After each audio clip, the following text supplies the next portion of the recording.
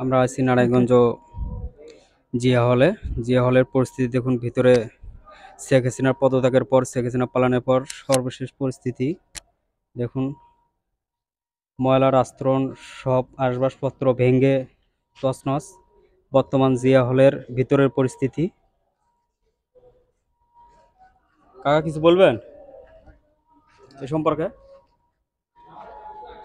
সবাই দেখতে যাচ্ছে, উৎসুক জনতা জিয়া হলে। সবাই আনন্দিত। আপনারা এই খোলা পেয়ে আপনাদের মনের ভাব কিরকম? সবাই আনন্দিত আমরা। এই যে দীর্ঘ 15 বছর স্বৈর শাসন থেকে মুক্ত হওয়ার পরে আপনাদের মনের একটা আকাঙ্ক্ষাটা, এটা কিভাবে প্রকাশ করিতেন?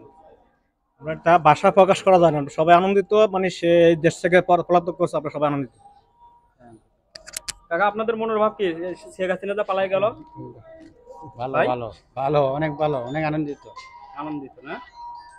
এই নতুন সরকারের কাছে কোনো চাওয়া পাওয়া থাকবে যে অন্তর্বর্তীকালীন সরকার হবে? আরো ভালো হইতে যেভাবে আসলে ওইভাবে অনেক ইয়া করতে হবে। ঠিক আছে, ঠিক।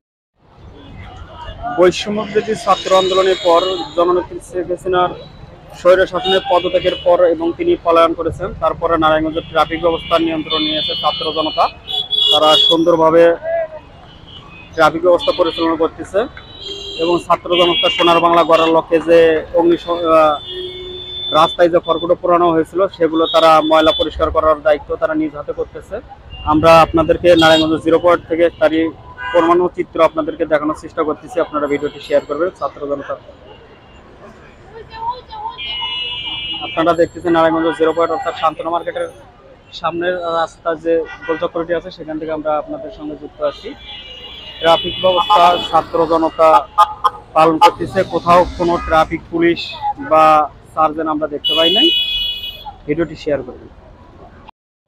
আসসালামু আলাইকুম, আমি রেড কিচেন থেকে, নারায়ণগঞ্জ রেড কিচেন থেকে আজকে আমরা সড়কের যেই সব আপনারা ট্রাফিক নিয়ন্ত্রণের কাজ করতেছি। আমাদের সাথে সাধারণ শিক্ষার্থীরা আমাদের অনেক সাহায্য করতেছে।